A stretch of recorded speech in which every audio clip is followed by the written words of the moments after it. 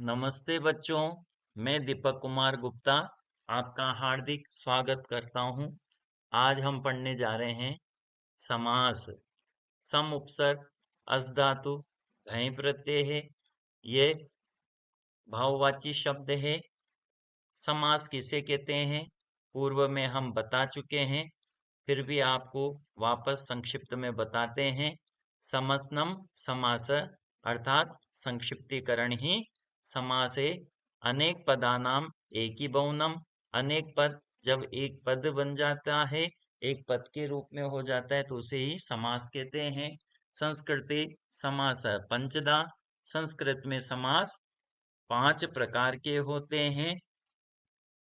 पहला समास हम पढ़ा चुके हैं, आप वीडियो देख सकते हो चैनल पर जाकर, केवल समास। अब दूसरा समास प्रारंभ करने जा रहे हैं, जिसका नाम है अव्ययी भाव समास। अव्ययी भाव समास यथा नाम तथो गुण है। प्रायण पूर्व पदार्थ प्रधानो अव्ययी भावो द्वितीय, जहां पर प्राय पूर्व पद के अर्थ की प्रधानता हो उसे अव्ययी भाव समास कहते हैं, और ये 2 नंबर का समास कहा गया है। अव्ययी भाव समास में पूर्व पद अव्ययी होता है तथा उत्तर पद संज्ञा होता है, किंतु इससे जो सामासिक समस्त पद बनता है वह अव्ययी ही होता है। अब अव्ययी भाव समास का सूत्र क्या है? सूत्रम अव्ययम विभक्ति समीप समृद्धि, ऐसा इसका सूत्र है, जिसमें विभक्ति, समीप, समृद्धि, व्यवृद्धि, अर्थाभाव, अत्यय, असंप्रति, शब्द प्रादुर्भाव, पश्चात, यथा आदि 16 अर्थों में अव्ययी भाव समास होता है। देखते हैं अव्ययी भाव समास के प्रसिद्ध उदाहरण। पहला अर्थ है विभक्ति अर्थ। विभक्ति अर्थ में, विभक्ति अर्थ में अव्ययी भाव समास होता है, और ये सप्तमी विभक्ति अर्थ में होता है मित्रों। हरौ इति स्यात्, हरौ, हर ये शब्द की सप्तमी विभक्ति हरौ होगा, तो हरौ ये सामासिक विग्रह है। हरौ इस सामासिक विग्रह से समस्त पद या सामासिक पद जो बनेगा वो बनेगा अधिहरि। क्या बनेगा? अधिहरि। ध्यान देंगे, अधिहरि विसर्ग नहीं आएगी। अव्ययी भाव समास में इकारांत में विसर्ग नहीं आएगी।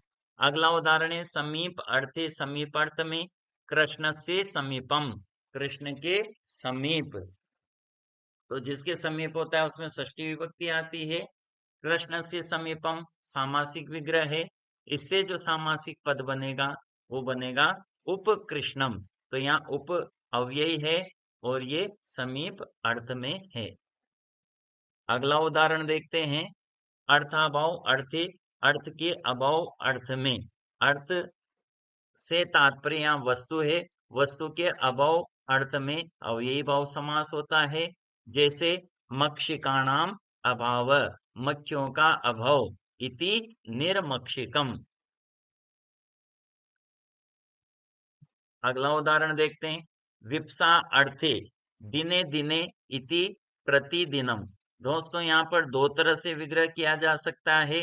दिनम दिनम प्रति इति, प्रतिदिनम भी सही है, प्रति के योग में द्वितीय लगाएंगे, और दिने दिने इति प्रतिदिनम भी सही है, तो यहाँ सप्तमी विभक्ति लगाएंगे। नेक्स्ट उदाहरण है पदार्थ अनतिवृत्ति अर्थे। पदार्थ अनतिवृत्ति अर्थे, पदार्थ का उल्लंघन न करना। जैसे शक्तिम अनतिक्रम्य इति स्यात्, यथा शक्ति, शक्ति का उल्लंघन न करके। कोई हमसे दान मांगता है तो हम क्या कहते हैं? बिल्कुल देंगे, यथाशक्ति देंगे। देखेंगे ध्यान से, यथाशक्ति विसर्ग नहीं आएगा। समाहार अर्थे, आप ध्यान रखना, समाहार अर्थ में नदी विष्ट सूत्र से समाहार अर्थ में संख्यावाची का यदि नदी वाचक सुबंत के साथ समास होता है तो वहां अव्ययी भाव समास होगा, द्विगु समास नहीं होगा। जैसे पंचानाम गंगानाम समाहार, 5 गंगाओं का समूह, इति पंचगंगम। अब आपके लिए एक प्रश्न है, नद्याम इति स्यात्, नद्याम इति स्यात्। पहला विकल्प है अधिनदी, दूसरा विकल्प है अधिनदी है, तीसरा विकल्प है अधिनदी और चौथा विकल्प है प्रतिनदी। उत्तर सोचें। आपका विकल्प है 3, अधिनदी।